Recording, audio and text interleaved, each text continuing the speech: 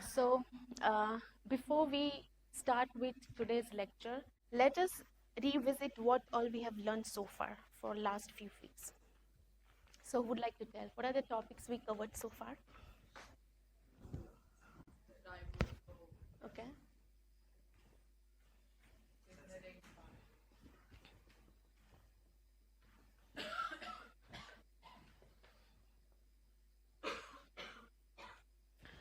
Okay, so what have been we have seen so far is that we have seen how the interior of the cell, it governs the state of the cell, right? The it leads to transformation of the cell.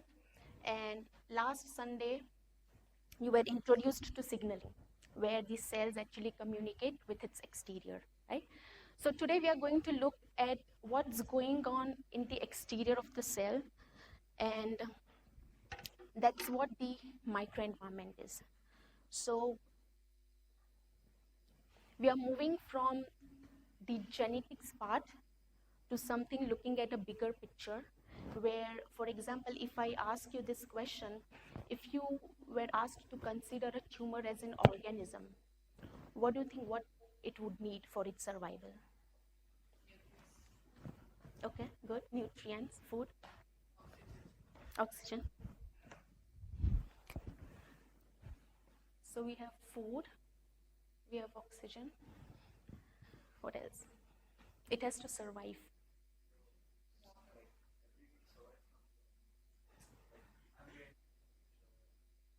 Okay.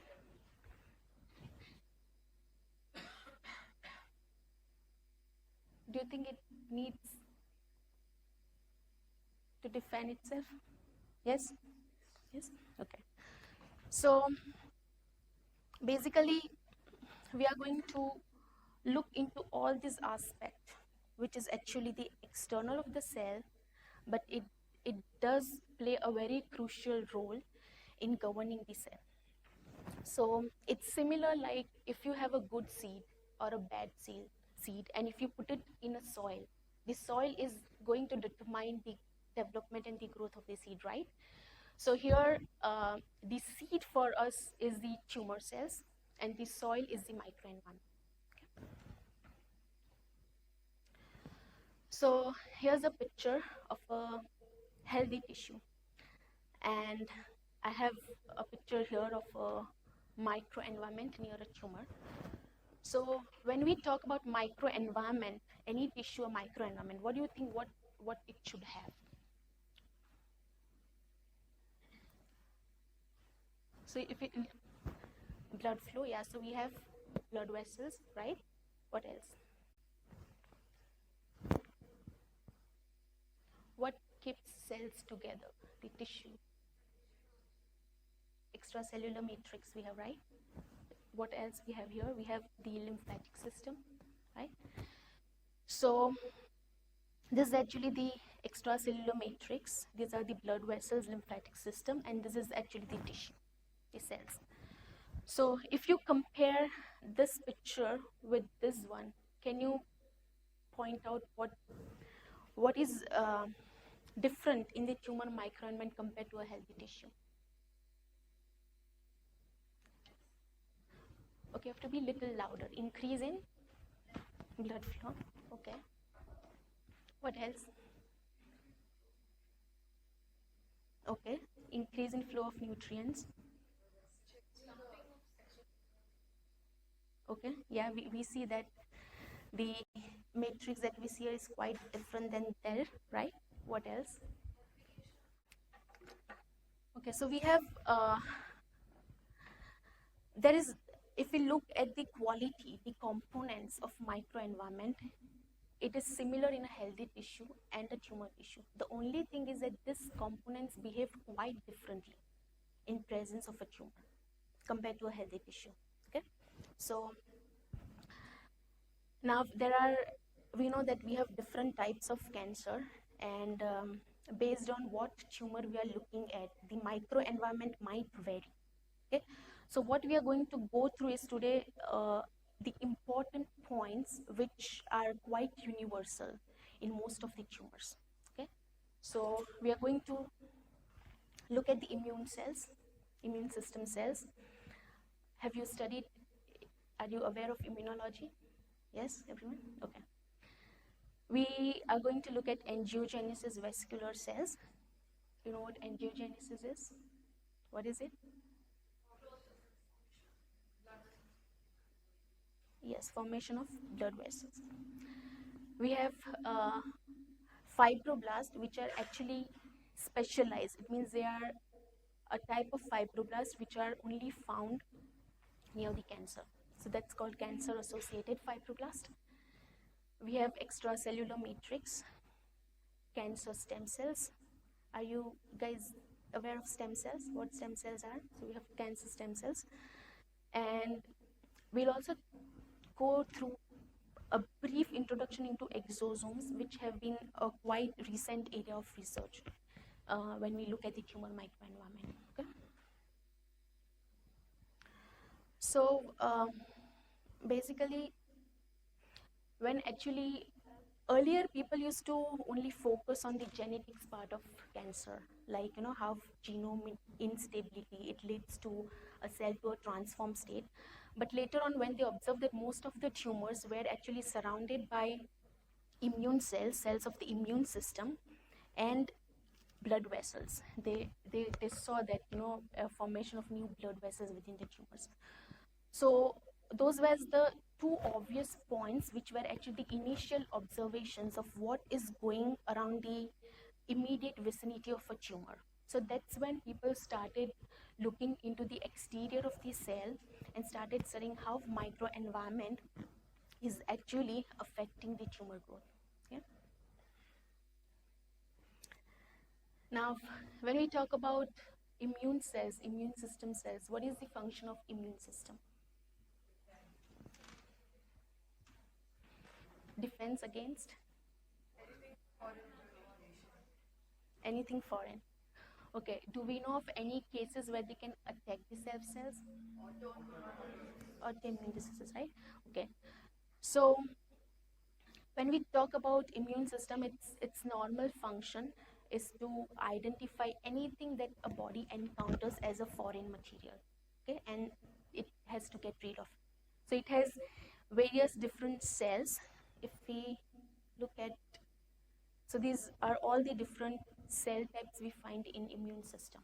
So are you aware of all these different cell types? Yes? Okay, then you must also know what are the two basic mechanisms of immune system. Okay, so it's the innate and the adaptive immunity. Okay, can you recognize which cells contribute to the innate response and which one to the adaptive response? So macrophages, what do they, NK cells, what? Yeah. So they actually take part in innate immune response, whereas the B cells, T cells, they take part in adaptive immune response, which is quite advanced in a way. They recognize the foreign materials. They also keep the memory. Okay? So in case of tumors, say in a body, if a cell goes abnormal, so what do you think? What should be the response of the immune system? To kill it? Okay. Now, in case of tumors, we know that they are actually the cells of the host, right? They are not foreign material, right? So, in case of tumors, it may or may not exhibit immune response in that case, okay? So, when a tumor cell escapes the immune response, it is when actually, it actually at that point it evades immune system, immune response, and it starts utilizing all the materials or all the other components around it in order to favor its growth. Okay? So there are three cell types that have been extensively studied when we talk about tumor microenvironment.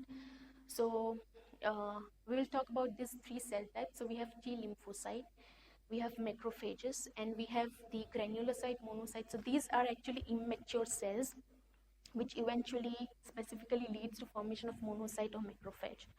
So we will look at these cells one. Okay, so We'll look at these three different cell types of the immune system. So the first one is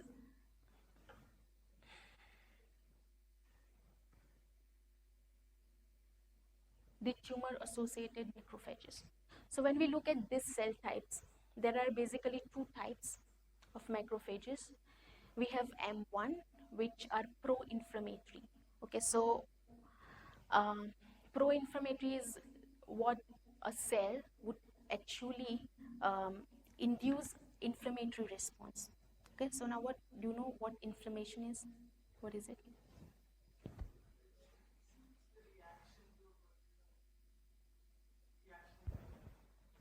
To what? Against what? A foreign body, or it could also be a damaged cell, right? So uh, when a particular tissue is undergoing any kind of inflammation, there are these cells, macrophages, which actually migrate to those locations. They start making factors and secreting them so that they would communicate with other cells of the immune system in order to take care of the damaged cells, like clearing the damage, okay, and maintaining homeostasis. Homeostasis is where a tissue is under normal condition. um, so in case of macrophages, there are two types. One is M1 and one is M2. So M2 is pro-inflammatory. It would help in immune response by secreting type 1 cytokines, and M2 are anti-inflammatory. It would stop the immune response. So M1 are something that after the inflammation has been taken care of, and when the tissue needs to go back to homeostasis, they would actually help in blocking the immune response. And M2 macrophages, they actually secrete type 2 cytokines. So now you know that, like M1 are the ones which are pro-inflammatory and M2 are anti-inflammatory. So what do you think, what of this cell type should we find at tumors? Should it be M1 or M2? Okay, who is saying M1? Okay, M2, what about M2? Okay, so I'll ask you one more question. If a tumor needs to evade immune system or immune response, what it should do? So somehow this immune system should not recognize it as abnormal cell, right? Yes. So M2 would be the ones which would be migrating to the tumors. Okay? Now, when a cell is transformed, it starts replicating, right? It starts undergoing rapid cell divisions. So they actually at some point need to start bringing these cells at their location, right? So there are specific chemoattractants such as VEGF-A and endothelin-2. So these are the studies which have already been proved that these factors, they act as chemoattractants and they bring the M2 macrophages at the site of tumor so that the tumors can evade the immune response. Do you know what VEGF-A is? It's the growth factor which helps in angiogenesis. We'll take a look at it later. Sorry.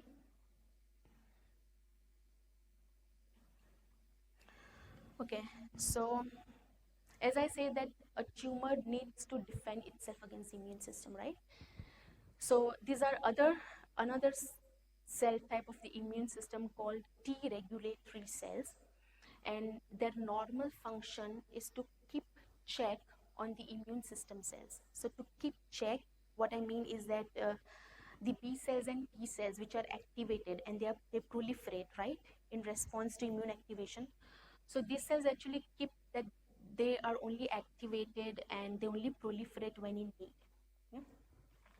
So at tumor site, what has been observed that we see that there is accumulation of this T regulatory cell population. And again, there are several factors that a tumor microenvironment would produce, which would help in bringing these cells to the site of the tumor. So we have chemokines.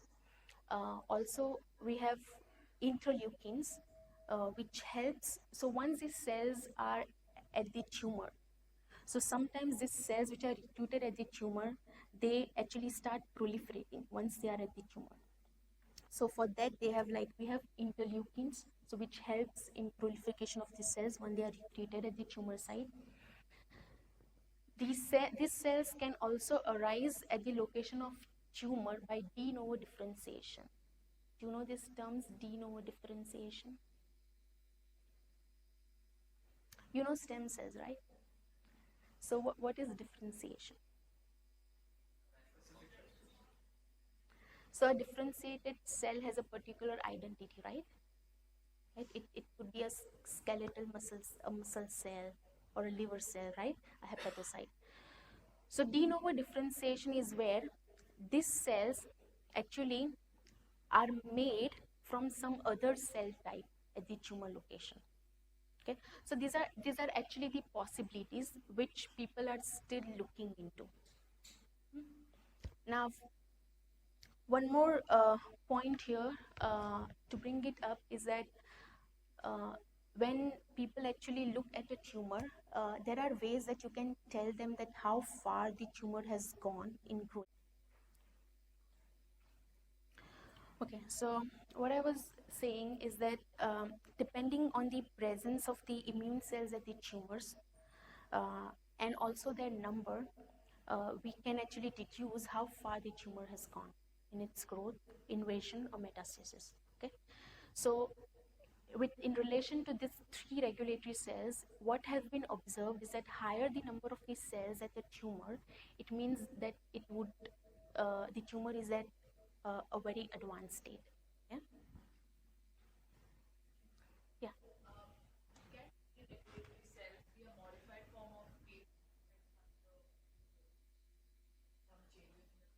Yeah, it could be like when I said the de novo differentiation. So we actually do not know, like possibly we would have to do some kind of lineage study experiments in order to trace where the cells are coming from.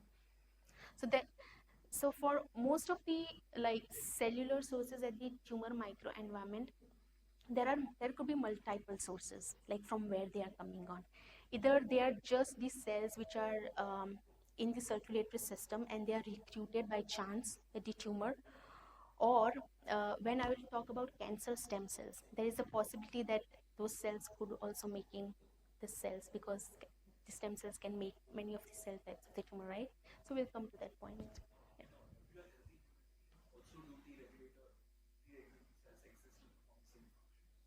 Yeah, it's just they actually just keep a check on the immune system.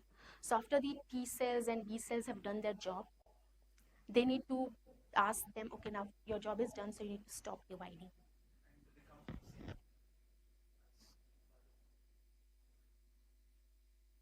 Yeah, yes, yeah, yeah, yes.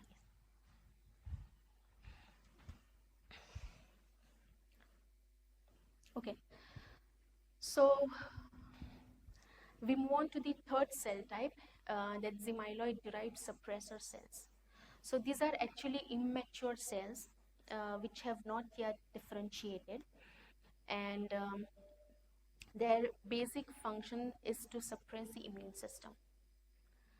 So they do so by blocking the activation of T cells. Now like when immune system encounters a foreign particle, the T cells actually they recognize the antigen, and then they either lead to cytotoxic response, or there are other helper T cells which actually would help in presentation of this antigen to other cells, would kill the foreign cell or of a foreign body. So it would block activation of T cells, or it could induce T regulatory cells. Okay. So when they induce T regulatory cells, obviously the T regulatory cells has a function of suppressing bringing the immune system under check, right? So it would let the tumor to grow by evading the immune response once again. Now, in case of NK cells are the natural killer cells, right? Now, in case of NK cells, what have been observed is this specifically cell type, which is actually, I would just say it MBSC. They have dual role. with respect to NK cells. What I mean by dual role is that it could inhibit the function of the cell or it would activate the cells. Okay, so there comes the question of heterogeneity. Have you heard about that cancer are actually not homogeneous population of cells but are heterogeneous, right? Yes. So when we talk about heterogeneity, let us take a look at the cancer. So when you think about tumor, what is this actually? It's a mass of cell, right? Exactly, yeah. Okay, so you have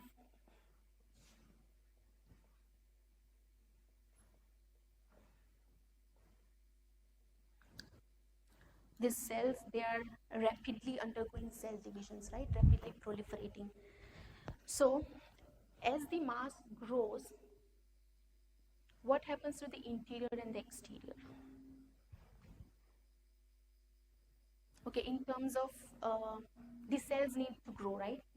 What does a cell need to grow? It needs nutrients. Okay, where do they come from?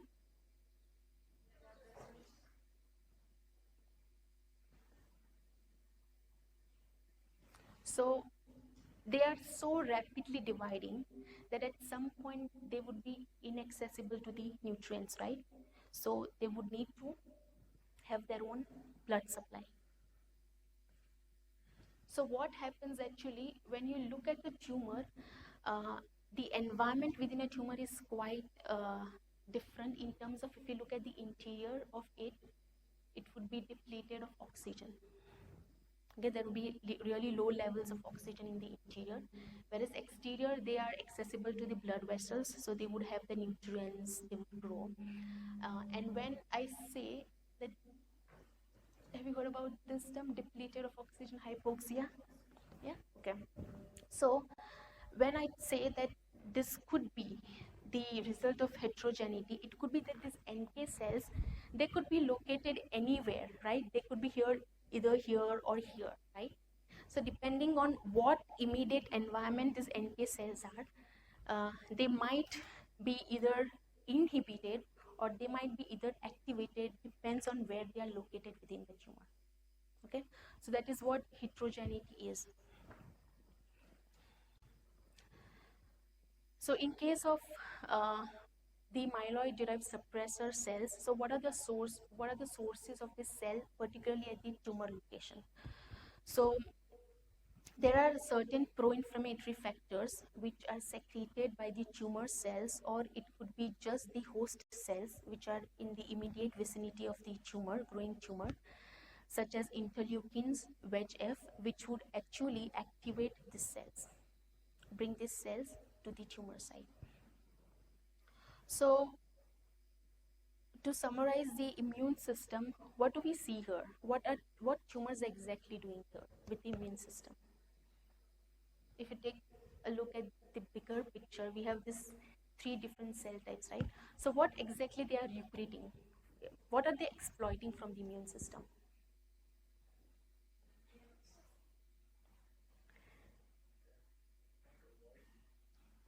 Okay, they are trying to avoid the immune response. And how are they doing so? Yeah, so they are using the cells of the immune system. And if you see, they are using cells such as these cells where the normal function is to suppress the immune system, where, say, like in uh, when a tissue is undergoing some kind of injury, it needs to repair itself, right? So there could be like inflammation, or you have these damaged particles which needs to be taken care of. So at that point, the immune system is recruited to help clear the damaged cells or to make the tissue go back to the normal condition. But after the job is done, the immune system needs to stop the response. So basically, the tumors are hiring the materials from the immune system which would help them to evade the immune response. And once they have successfully evaded the immune response, or immune activation, then they are good to grow. So with that, we come to the next component of the microenvironment, that is angiogenesis. So if we take a look at the picture that I just drew over there, that a, a tumor is a ball of a mass of cells, right? And its interior would be quite different than the exterior. As it grows rapidly, there will be certain areas that are depleted of oxygen. So at some point, they would need to have their own source of nutrients, right? They need to have some kind of access to the blood vessels. So what they are going to do is they are going to start making blood vessels. Okay? Now, if you look at a picture over here, we have a normal blood vessel. So blood vessels are made up of endothelial cells, right? So we have a normal blood vessel and we have a tumor blood vessel here. So when you compare this picture with this one, what do you see here? How is the tumor blood vessel different from the normal blood vessel?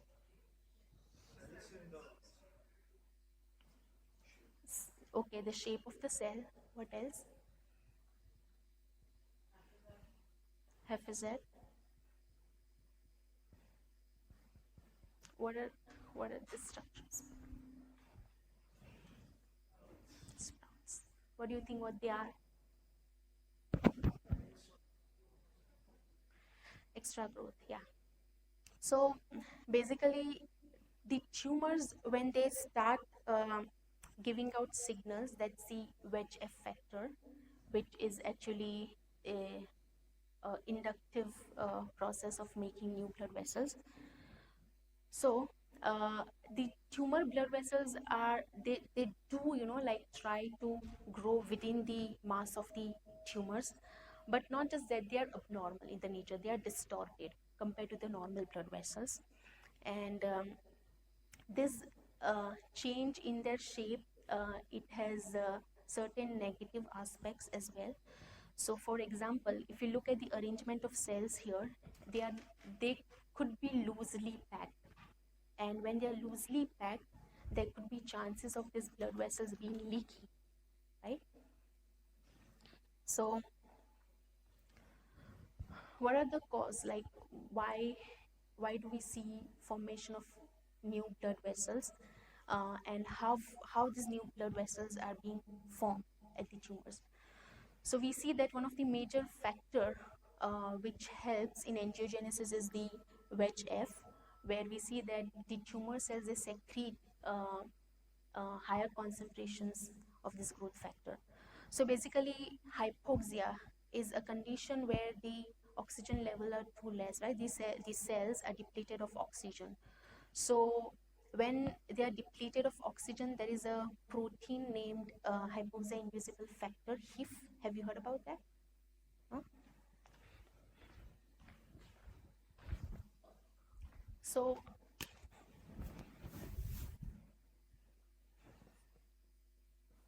that's a protein which is present in all the cells. Okay, so what happens is that this protein is in inactive form in normal condition. When the cells undergo hypoxia, it becomes active, and this leads to many downstream effects where it starts expressing genes, activating genes, which actually uh, leads to uh, secretion of factors such as VEGF. Okay?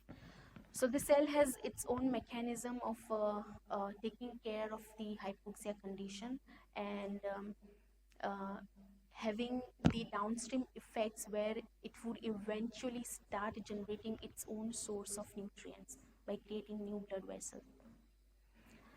Now, we also see that other causes of angiogenesis could be the myeloid cells, which are recruited at the tumors, because these cells, as I showed you earlier, that these cells, uh, they are recruited at the tumors because of the presence of VEGF.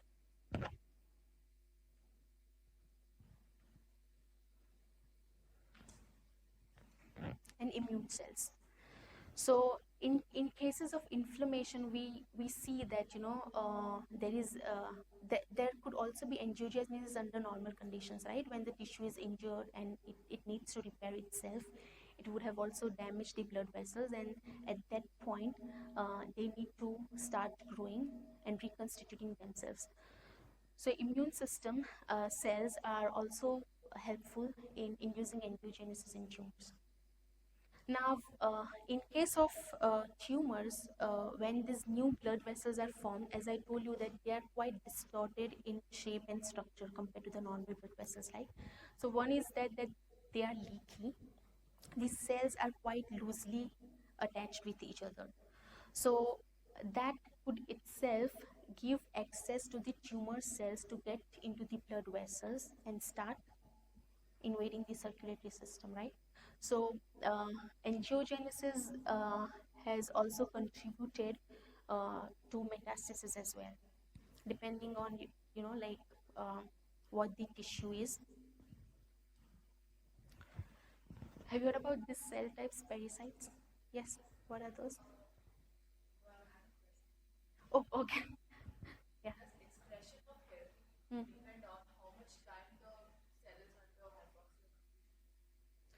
Um, yeah, yes. It basically depends on the levels of the oxygen. Like the time could also be related to like how much oxygen the cell has, right? So you could have a time where the oxygen levels are depleted drastically, or you should have a longer time where the levels get depleted in a gradual way, right? So I think it depends. It depends on the amount or the yeah.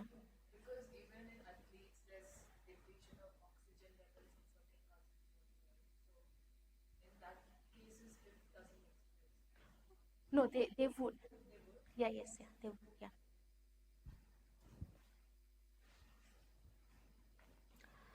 So parasites are actually, if you look at the blood vessel, this is actually blood vessel.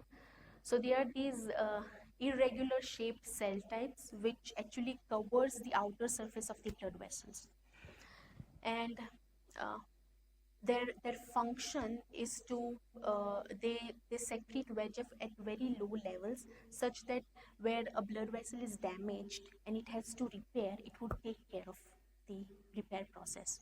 So basically, the endothelial cells, they are quiescent in nature, but when needed, they are activated upon the signals secreted between the parenchyma and the endothelial cells.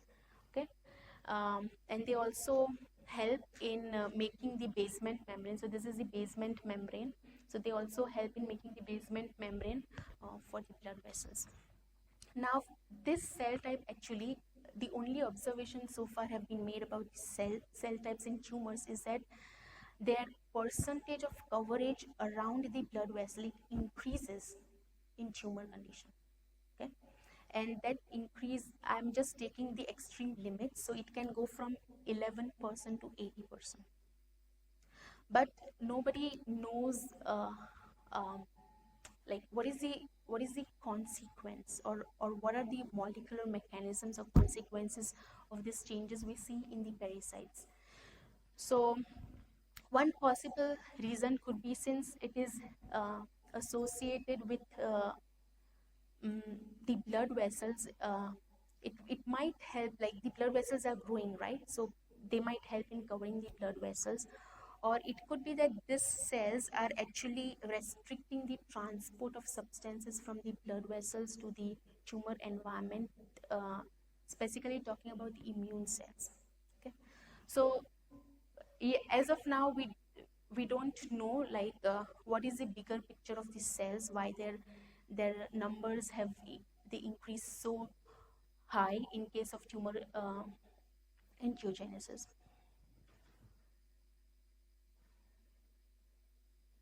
Okay, so extracellular matrix. Yeah. um, they they make the basement membrane, right? So basement membrane is something which would keep the cells firm. So from the structural point of view,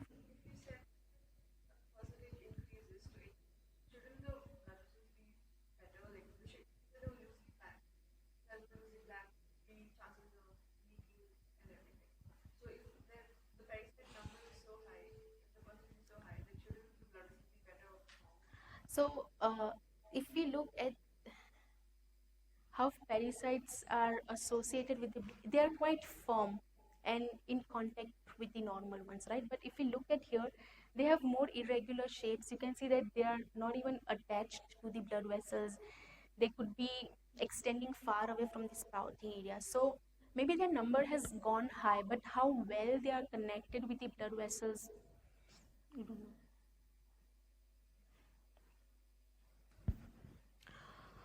Okay, so coming to extracellular matrix.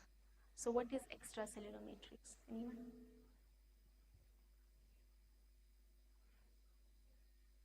It is surrounding the cell. Yeah. Why do we need extracellular matrix? Why do it, yeah. Yeah, to keep the cells in their place, transport. We also cell-cell interaction, right? So there is multiple reasons of having the extracellular matrix around the cells. So what we see here, we have uh, an epithelial cells, a layer of epithelial cells. We have the extracellular matrix components here. And this is how the extracellular matrix looks in case of a tumor, around the tumor. So what are the points you can pick up from this image in the tumor, looking at the extracellular matrix? Shape of the cells. What do you think? What is happening there? What in that picture? What's going on?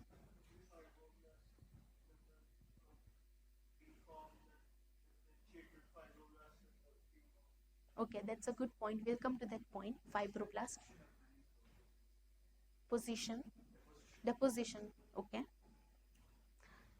What do you think? What?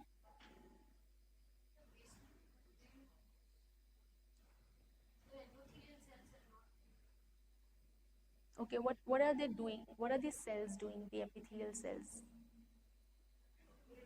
They are dividing. They are definitely proliferating. They are moving out from their position, right? Now, if a cell has to move out from its position, what do you think? What it should do?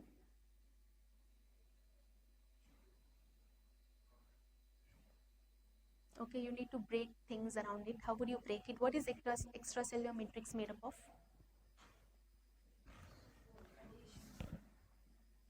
That is, we have cell-cell contact, right? We have, so basically when we look at extracellular matrix, most of it is made up of proteins, glycoproteins. Okay, so we have proteins.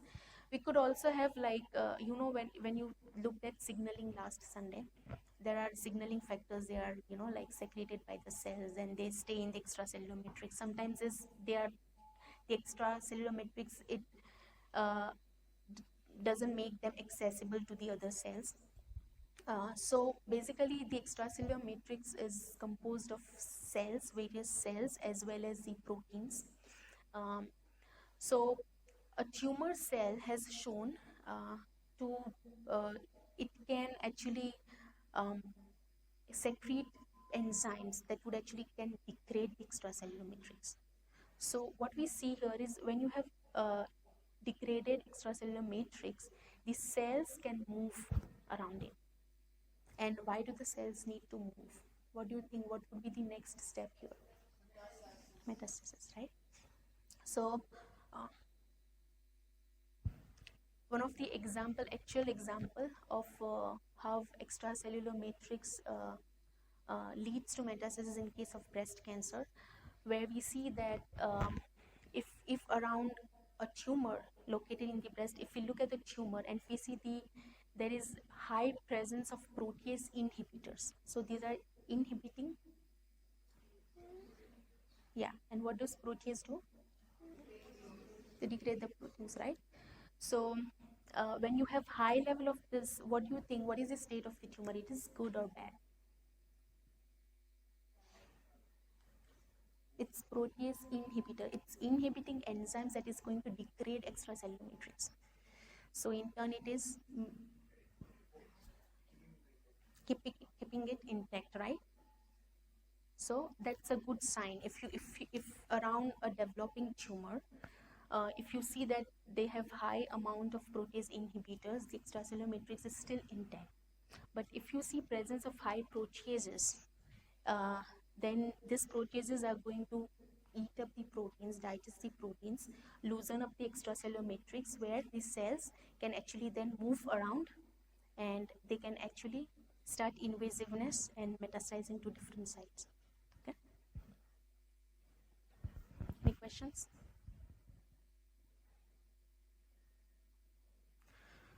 Okay, so coming to fibroblast. So somebody just pointed out that we see fibroblast in the extracellular matrix, right?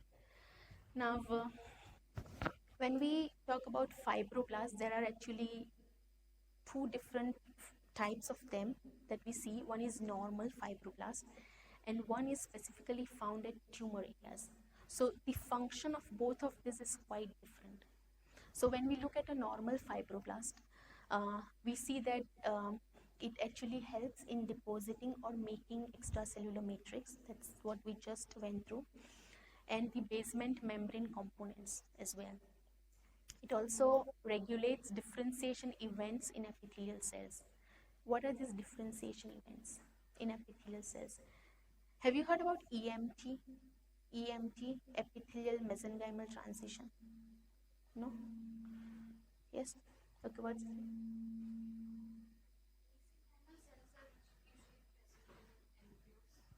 Okay.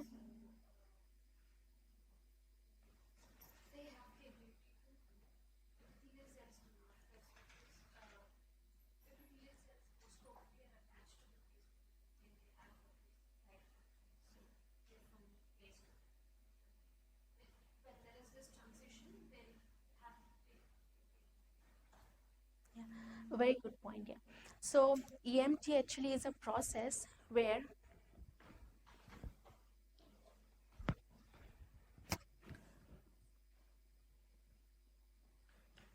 you have these nicely arranged epithelial cells where the cells are in good contact with each other, right? Now, EMT is actually a process which is termed as epithelial mesenchymal transition. Okay, where what gradually would happen is that the cells are going to gradually pinch off their location, and they are going to move out. Okay, so when this epithelial cells, when it's going to move out, it has become or attained mesenchymal state. So mesenchymal cells are actually cells of mesoderm origin, and these are the cell types of the blood system, the limbs. Okay, so they can move around.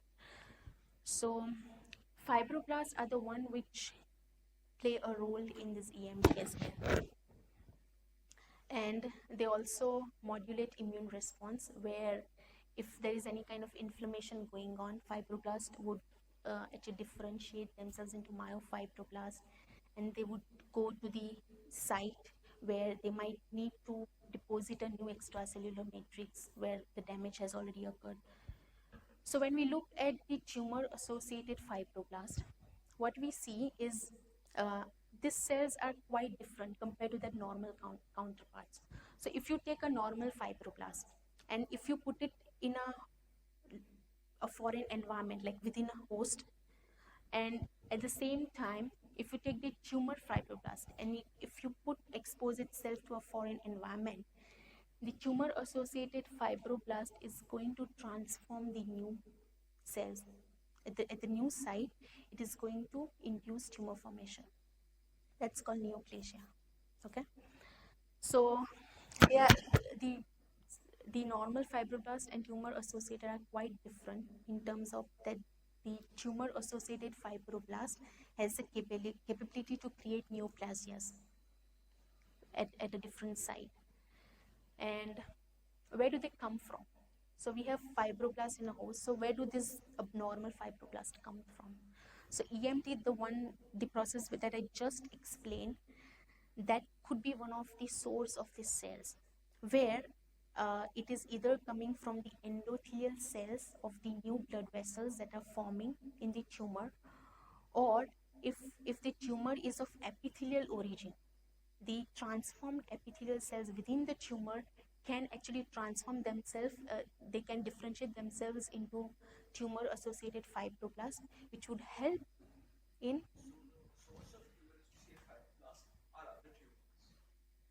it could be the same tumor as well.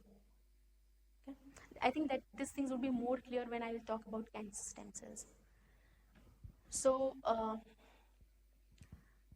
I just wanted to talk to you about one of the experiments that are designed in order to study the source of cells. So for example, in this case, if you want to know where this particular fibroblast is coming from, how would you know? What kind of experiment you would do? So there are lineage studies. Have you know about lineage studies? Lineage studies, yes. What are lineage studies?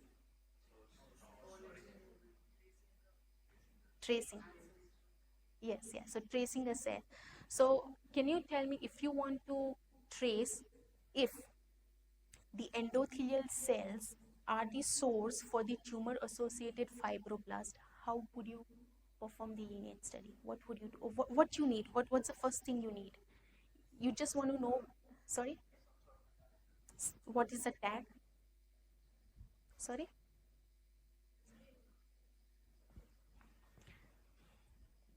Okay, first of all, you want to start with the question that you want to, what is the cell you want to trace here? You want to trace endothelial cell, right? Whether it is making the fibroblast or not. So first of all, we need to know whether a cell is endothelial or not. How would we know if a cell is endothelial? We should know that, okay, we are tagging the right cell, right? You said you tag the cell, right? So tagging is something you can put a GFP over there, right? Okay. GFP, you know what GFP is? Green fluorescent protein, right? So you can put this tag in the endothelial cells. Now, this GFP is not going to be a tag, your tag is just to trace them. So you are putting GFP in endothelial cells, you utilize a marker. So a cell marker, you need a cell specific marker to trace the cells. So in what we need to know for these studies is that whatever cell you want to tag, you should be very, very specific that that particular cell has a gene or a protein that is only expressed in that cell. Okay? So once you tag that cell, what you do is you just trace where the GFP cells are.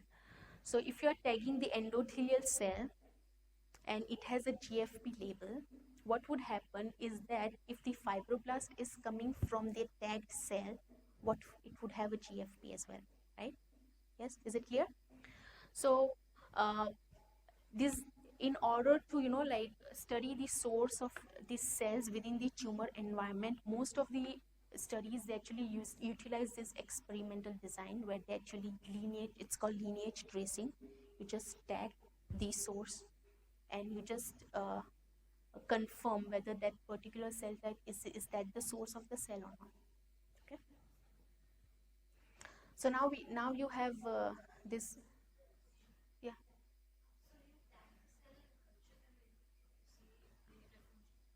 You can do that in vivo as well.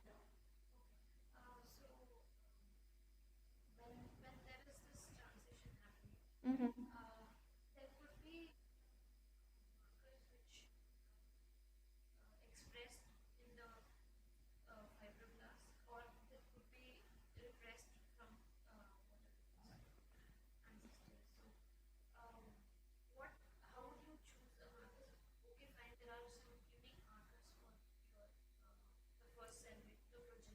Mm-hmm.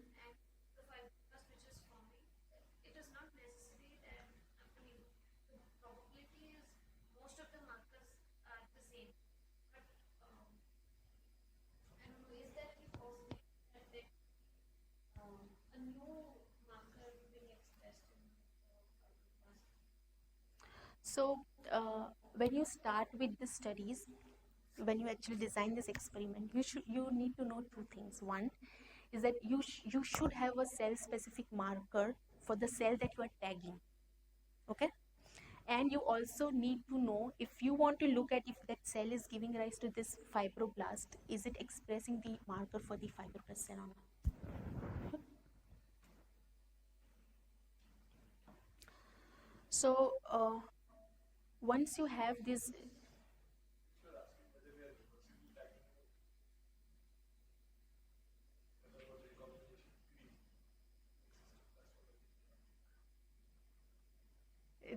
did I answer your question?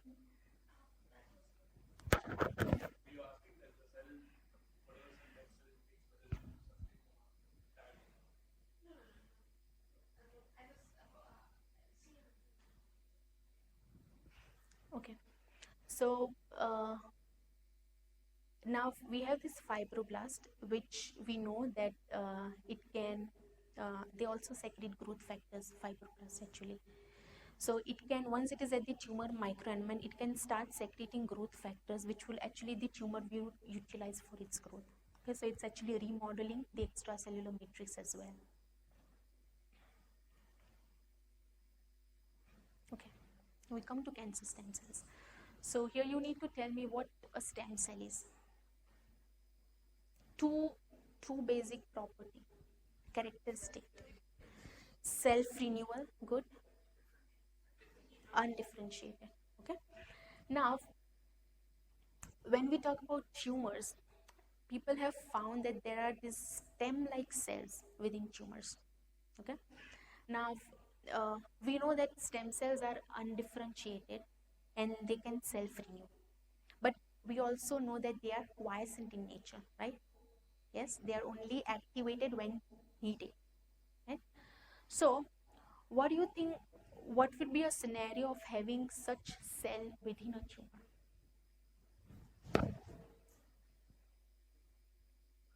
You have a stem like cell within a tumor, would it be growing rapidly or not?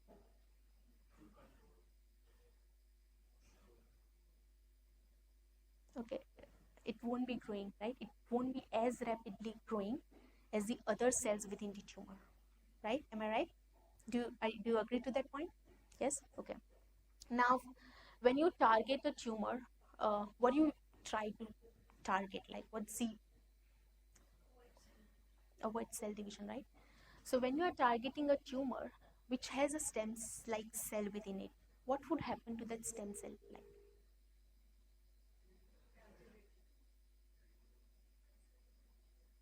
it is not dividing, and you are targeting cell division, so it is not going to get affected by this therapy, right? So basically, what happens is that when a tumor is shown to have this stem cell like cells within them, these cells actually often escape the therapy, and they can actually, after that, after you eradicate all the other cell types of the tumors, they actually grow back. They can easily grow back. So that's where we, it's kind of, like, this source of recurring tumors. And not just that, it has been shown, now we have seen that there are many different cell types, right? When we talk about a tumor microenvironment, we saw many different cell types over there. It's not just the tumor cells, but there are other cells besides tumor cells. So it is possible that these stem cells, when they differentiate within the tumor, they can always make the cell types that they think that they would help them in growing. They can be cell types which would help them to evade the immune system. They can be cell types which would secrete growth factors which would help them in growing. They can be cell types which induces angiogenesis. Right? So uh,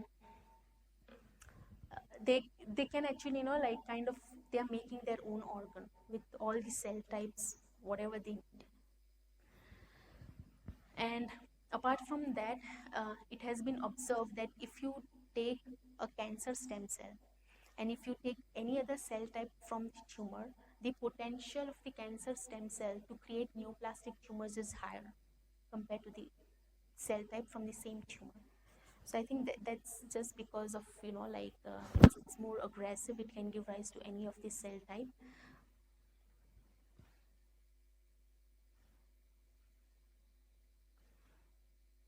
So we come next to exosomes. I'm just very briefly going to touch this topic. Yes.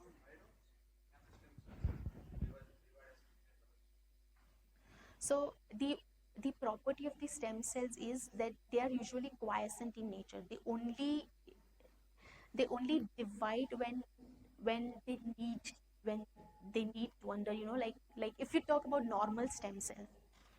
So normal stem cells, they don't proliferate that often. They only proliferate when there is some kind of tissue injury, or if you take tissue homeostasis, where there are some damaged cells in the tissue and they need to repair themselves. So these are the scenarios where, like, the stem cells has only a very less chance of contributing to making new cells within the tissue. So that it's one of their intrinsic property that they are quiescent by nature, but that they are only induced when required. Whereas in tumors, it's there are already cells, they are growing beside it, right? I mean, there's no there could also be possibility that uh, they don't have any kind of inductive signal to proliferate or differentiate.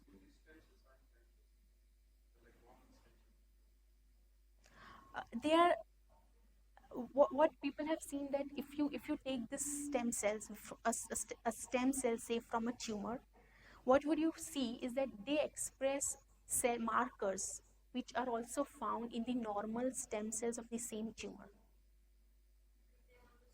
Yeah, they are not the same. Okay, that's a good point. Okay, so um, there could be that the normal stem cell within that tissue has gone aberrant. There's some kind of genomic instability. EMT could also be one reason, because there are mesenchymal stem cells. What if an epithelial cell, while undergoing EMT, it is making mesenchymal stem cell? So that would can give rise to any of these cell type of mesenchymal origin. So I think this could be the two possible sources of the stem cells.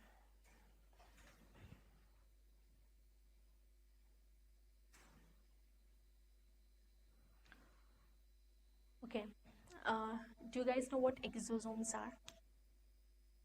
No? Okay, so exosomes are actually small vesicular structures within the cell. So it is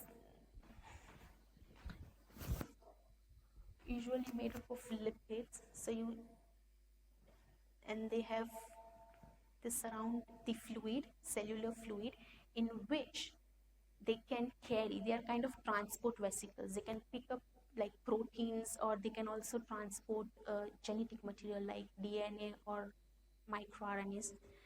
And these vesicles, they can actually move out of the cell, where they can release whatever they are carrying in the tumor microenvironment. So that could be growth factors or anything that would trigger immune response or trigger angiogenesis, say.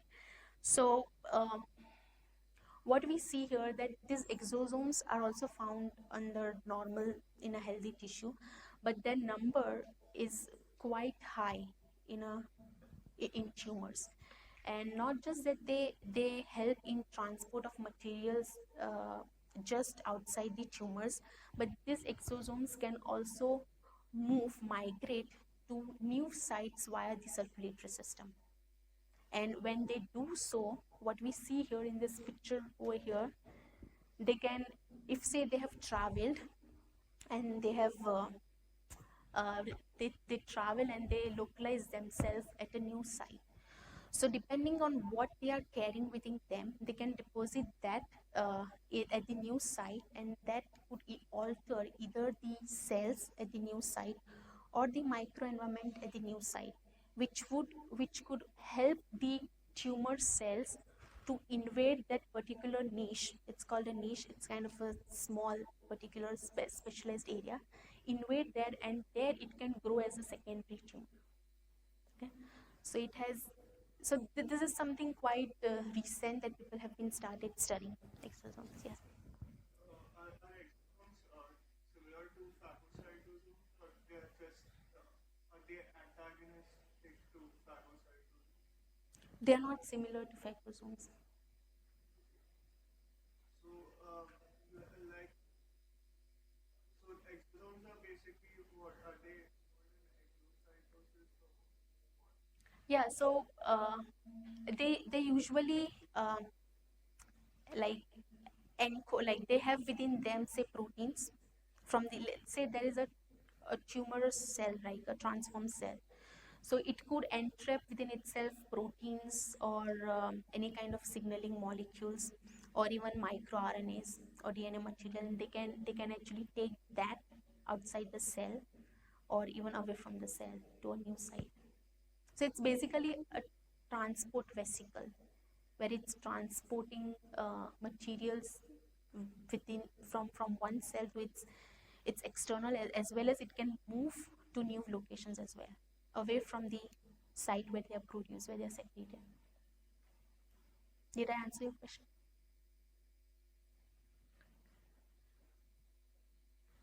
Okay.